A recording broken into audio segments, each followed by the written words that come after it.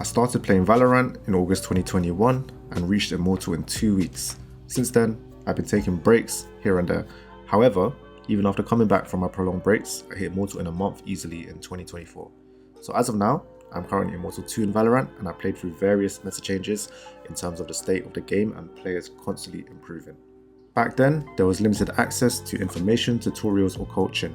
Now you can find a ton of information on improving, which is why the game is more difficult as players are constantly improving.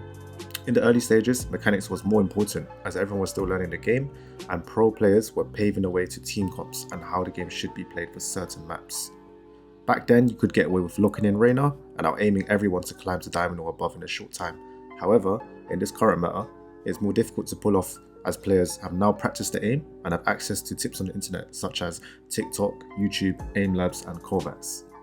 Now what makes my content different is the fact that I don't just give simple ranked advice. I provide information I have learned from actually being in the tier 2 pro scene and having vast amounts of hours watched on all pro leagues in Valorant in every region.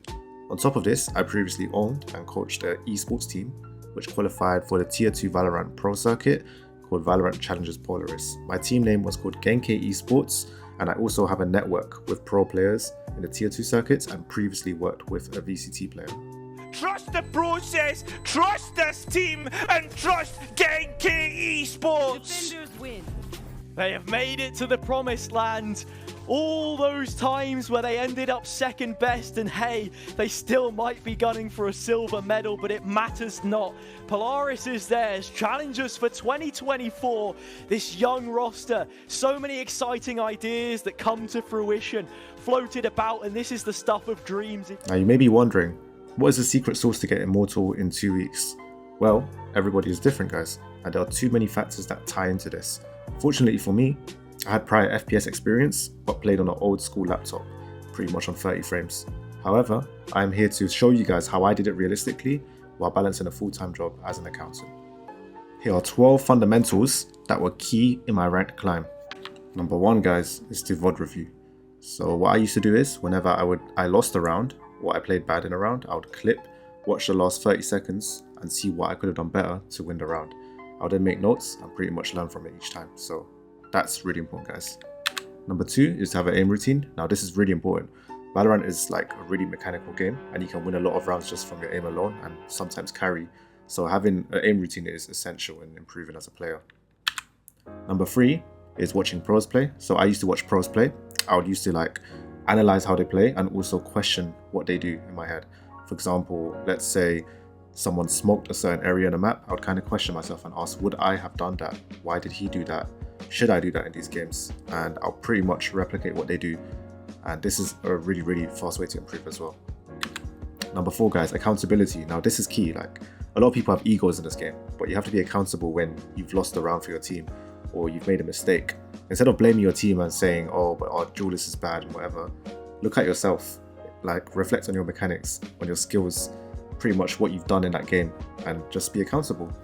This is like one of the most important ones that helped me improve as a player. Just always blaming myself constantly, even if I had bad teammates, I would still reflect on what I could have done better. Number 5, communication guys. So communication is really important because when I say communication, I'm not talking about normal callouts. I'm talking about planning in the round, giving comms on like what ultimates are available and things like that. This is what I did, and in Valorant, it's a very momentum-based game. So one call or one communication throughout the game can literally win you the whole game, to be honest. Number 6 is playing at my best. So pretty much I would play when I'm feeling good, whether that's like I'm refreshed, I wake up in the morning, I have my coffee, I have my water, I'm hydrated, I'm playing at my best, not when I'm tired, not when it's like near my bedtime and I'm quite sluggish and my reactions are slow, because then I'm more likely to lose. So I'll play when I'm feeling at my prime. Number 7 is staying healthy guys. So this is what I did. I would eat healthy, or as healthy as I could. I would go to the gym, I would exercise here and there, I would get enough hours of sleep. And remember guys, a strong body is a strong mind. So it's really important that you do these things to improve. Well, this is what I did personally, so it's up to you guys as well. Number 8 is networking. So what I did was each game I would add pretty much the top fraggers, even if I lost the game. So I would add top fraggers in my team, if I didn't top frag, or top fraggers in the enemy team, kind of just ask for tips, what they've done, what their aim routine is, etc. And I built up kind of like a network of players and also duos that I met when I started duo queuing, and we started winning a lot of games. But majority of my journey was solo queue, to be fair. Number 9 is discipline, guys. Now I can't stress this enough. I was aim training when I didn't feel like aim training. I was literally VOD reviewing when I didn't feel like it. I was watching pros when I didn't want to. These are the sacrifices you have to make if you want to climb at a high rank and at a fast pace, and this is what I was prepared to do because I had that set rank I wanted and I wanted to reach that as fast as possible. Number 10 is mental, guys. So having a good mental is really key. Valorant is a mental game. You're going to be tested. If you lose 5 rounds in a row, you're going to be tilted. But if you stay positive, you have a strong mental, you encourage your teammates, like a comeback's always possible. I've come back from so many games where we're like 0-8 down, 0-7, 0-10, 1-10. Like I've won so many of these. Just having good mental, guys. Number 11, use what is meta or strong. So what I mean by this is during my climb, Jet was overpowered. She had 3 smokes and her dash was instant. I was abusing that with the operator. Like you can call me someone that's abusing overpowered things, but whatever it takes to win, guys. There was a point where Chamber was overpowered with the operator when a few pro players were just utilizing it in all their pro matches.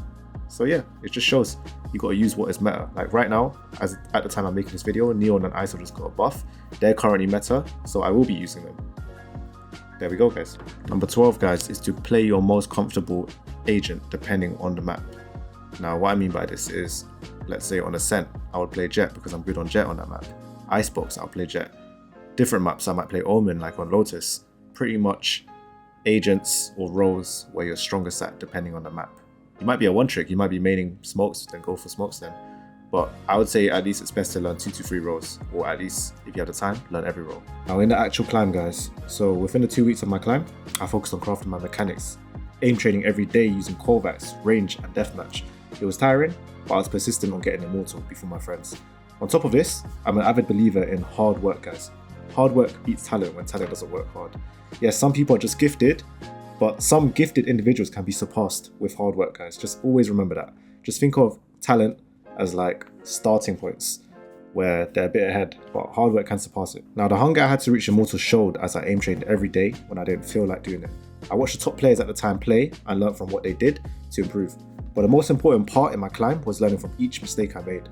Each time I made a mistake, I would clip the last 30 seconds and rewatch it later on to see what I could have done better. Most of the times there were 4 things I could improve on. These were 1, my aim, 2, positioning, 3, decision making, 4, ability usage. As I kept doing this, I learned from each mistake and became a better player overall. Onto the losing streak and bad teammates you will get. I know you guys are going to start telling me, oh, but I get bad teammates, oh, I'm on a losing streak. Well guys, I hate to break it to you, but this is inevitable. You'll get a losing streak at some point. It can be demotivating, especially if you're solo queuing most of the time. Like pretty much I was solo queuing all the time. I hit a losing streak during my 2 weeks climb as I was solo queuing, getting trolls, toxic teammates, playing bad at some points myself. But the key thing to remember, guys, is to play when you're feeling your best, take breaks, and most important of all is to never give up.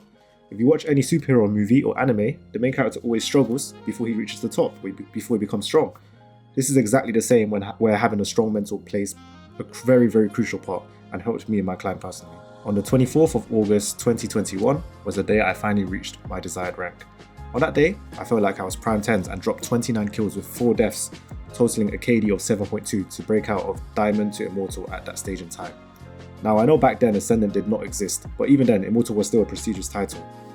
Due to my previous hard work, I'm able to hit Immortal consistently in any act after taking breaks, using the same principles I'd mentioned above. Now the main question is, was it really worth it? In my opinion, yes. I set a goal and I accomplished it, which now allows me to play casually at a high level and make content for you guys. So in a way, it was worth it, but for you guys watching the video, would you be able to stay disciplined and make the necessary sacrifices to achieve the desired rank? Let me know in the comments. Once again, guys, I would appreciate if you subscribe, follow my Twitch, like this video, and comment below. It would mean a lot, and I'll push more content out for you guys. I hope this video helps you guys reach your desired rank, and I'll catch you guys in either my next video or in my stream. Stay tuned.